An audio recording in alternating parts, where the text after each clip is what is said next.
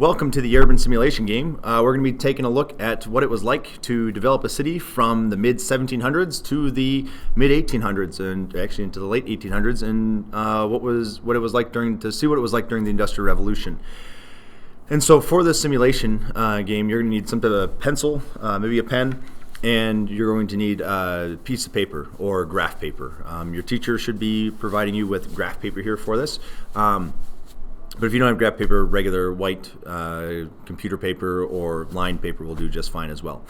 And this next slide that we're on here is a key for you for all the buildings that you're going to create during this process.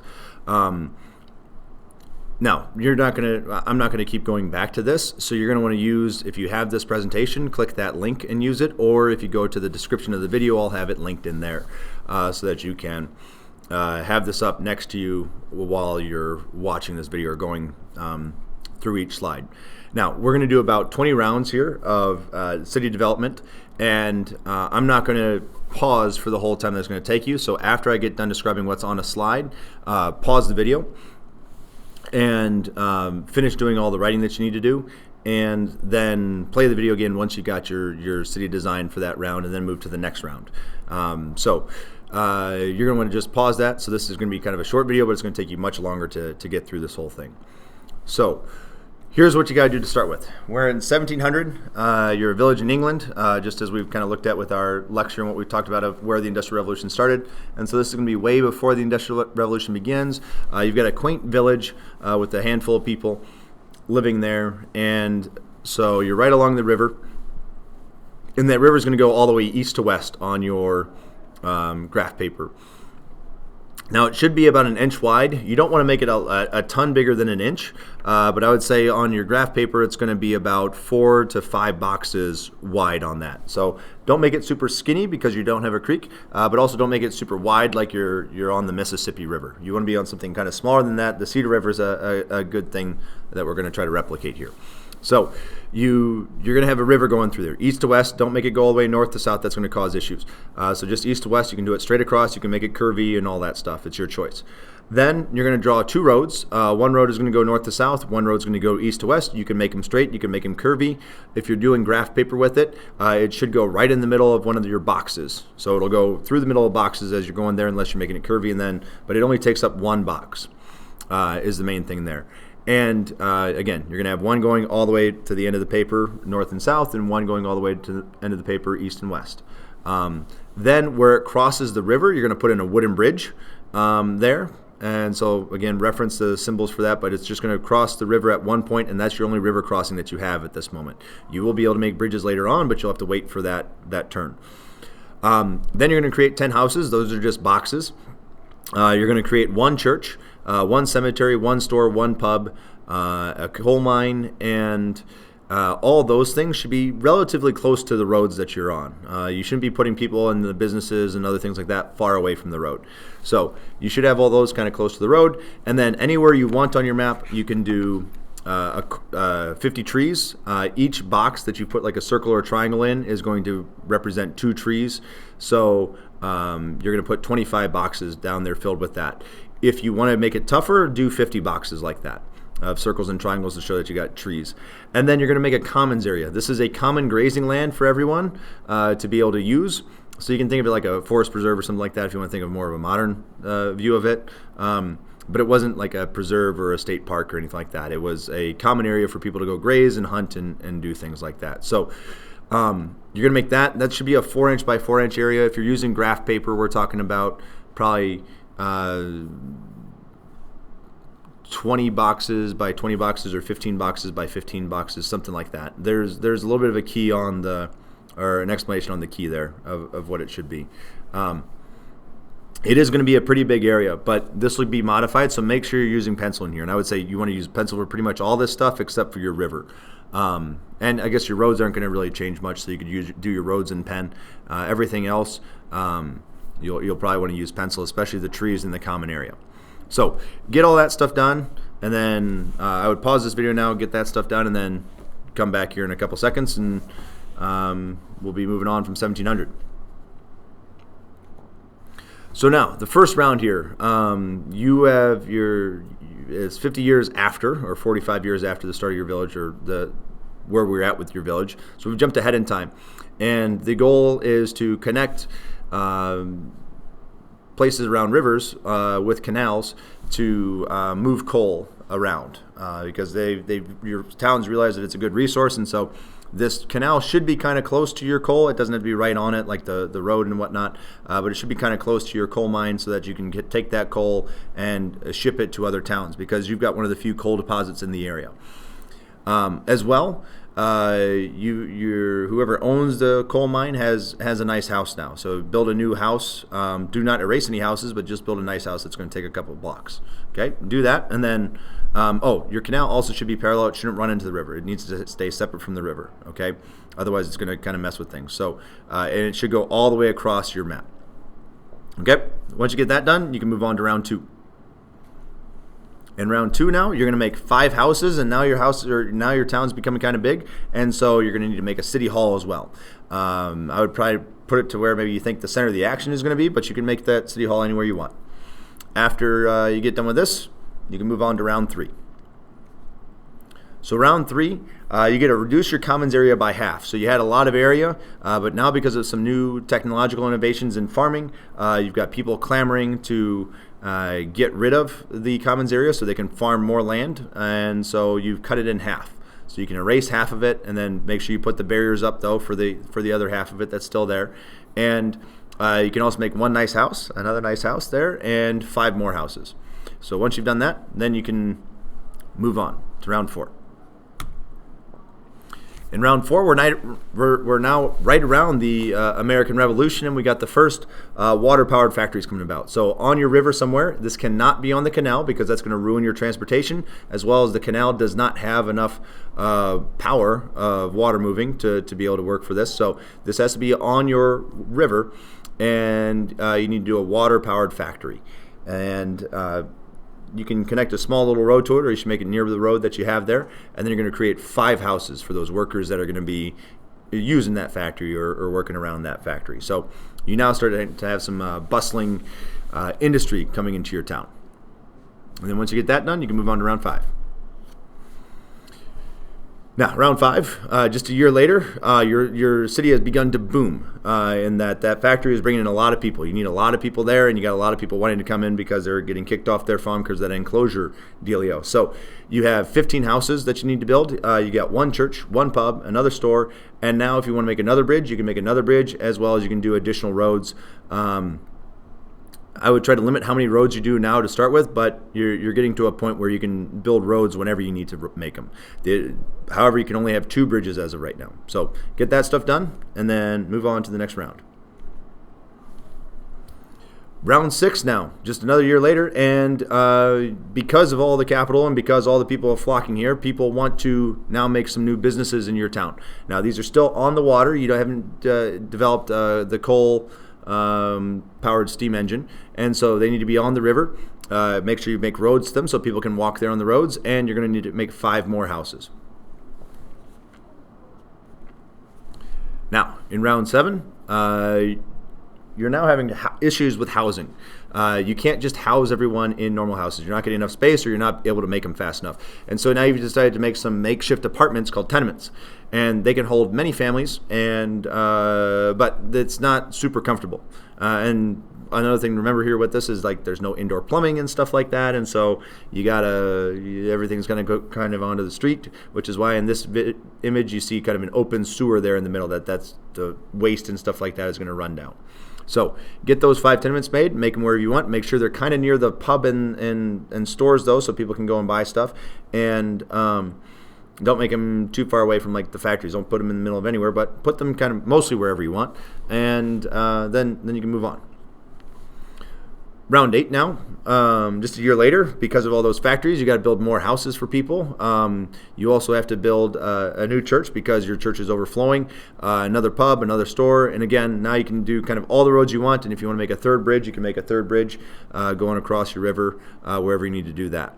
So you've got 3 bridges now you can have, and build as many roads as you want to do things, but I would advise not building many roads until you have a need for those roads so you can see where things are going. Round 9 now. You've got 5 pubs. You also have to destroy 5 houses because you need to make rooms for some tenements. Your city council has thought it's a good idea to buy up some land to use and make some tenements.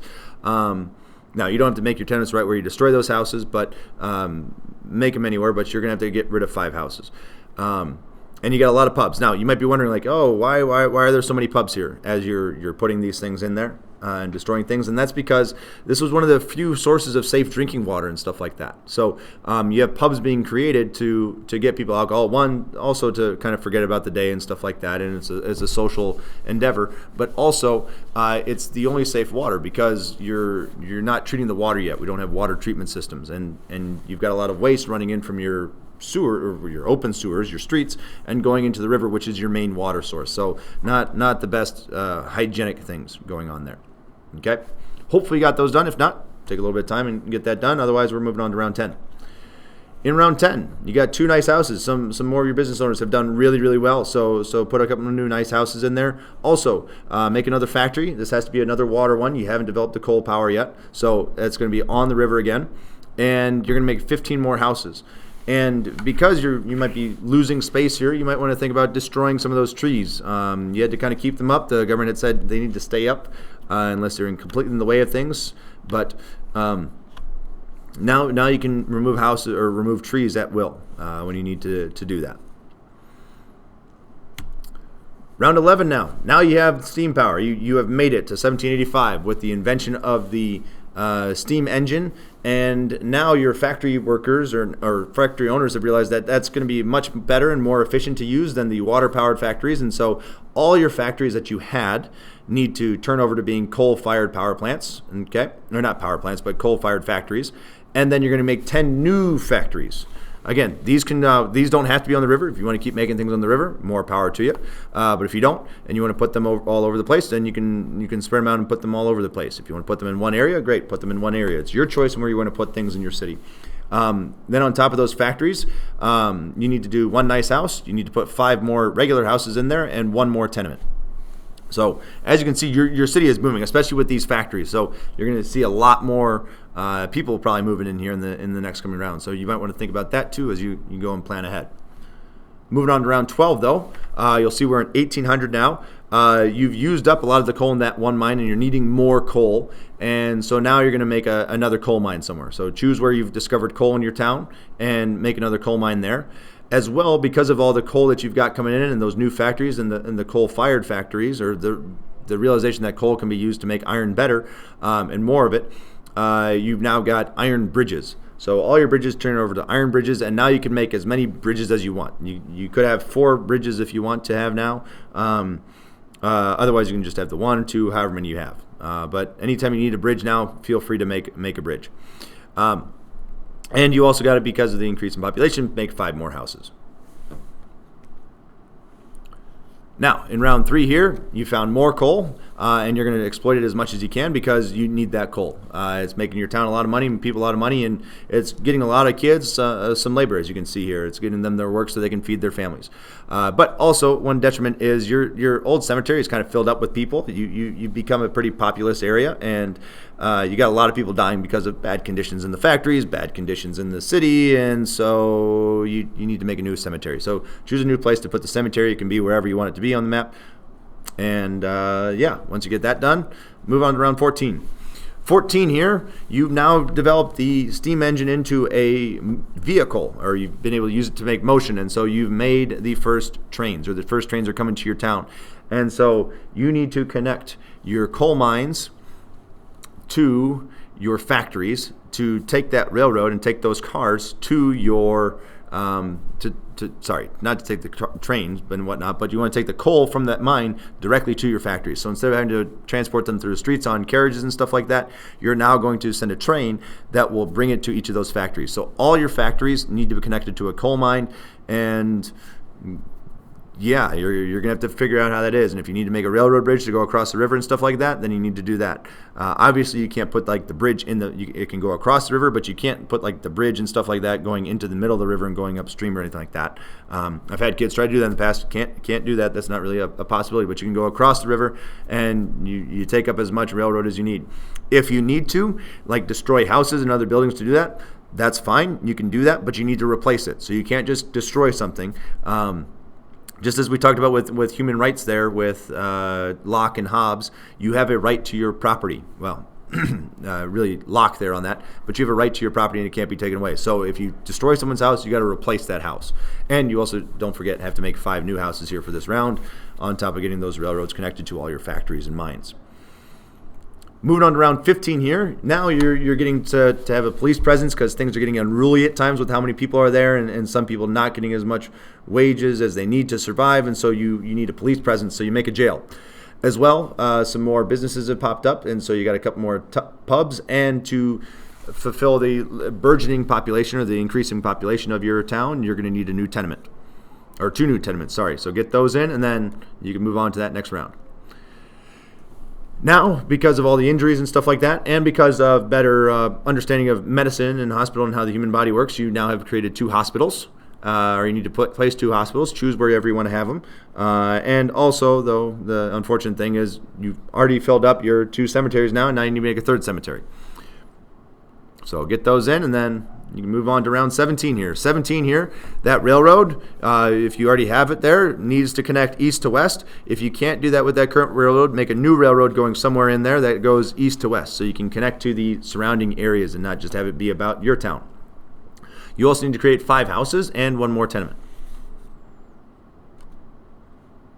In round 18 here, in 1842, we are a booming city. You have a booming city, and you got people that want some culture. They don't want to just sit around and read books, and so they're asking for a theater and a museum, and there are people clamoring for a school to send their kids to, instead of the middle class, upper class people wanting their kids to go to sit around all day. They want a school for them to go to. So make 2 schools wherever you want, and also make 1 more nice house. Hey, you're almost there. We're at round 19, 1845. You just got a couple things to make this round. Again, your cemetery is overflowing again already because of all the people and the death and destruction happening in your cities. So you got to make another cemetery before your other cemeteries run out. And you got to make another jail because you got some more rabble-rousers in there causing problems. And because of all the people, you're making another hospital to deal with the illnesses popping up and the injuries from the factories and mines and stuff like that. Now, last round. This is the fun one here. You got a lot to do, so take your time in doing it. But you got 20 houses that you got to make. You got 5 tenements, 2 stores, 1 church, 5 more factories. Make sure those factories are connected to a railroad, and so that they can get their coal. You got to make 1 more pub, 2 more nice houses, and 1 really, really big house. So you got 1 dude that's really knocked it out of the park and has a giant mansion somewhere. Choose where you want it to be, but try to get all this done. This one will probably take you the longest, and it's going to be the most complicated, but we believe you got it in you. And then when you got that done, you should have a little town that's gone from you should have a small city that's gone from being a village about 100 years before to now a major urban industrial center. And hopefully you'll understand here now, looking at things like what kind of issues they ran into in city planning and whatnot. So I would reflect on that as you get through, or as you wrap this up, what kind of issues you ran into. And I'm going to show you like an example. This is not a good example. This was kind of loose leaf paper. Actually, it was done in MS Paint or Paint. But you can see it's not all the same symbols. This is an old one, but how this city was designed, and you can see some of the issues that they might have ran into. So your city hopefully looks something like this. Hopefully, I think it looks better than it with the nice grid paper and everything else. But yeah, you should hopefully have a nice little city there, and you can think about what difficulties did you run into, what things went well with it, what would you have done differently if you knew the end results were going to be what they were, and those types of things, because that's going to allow us to have a discussion on kind of some of the issues with industrialization and some of the positives and negatives with it. So hopefully it went well for you, and we look forward to seeing what you created.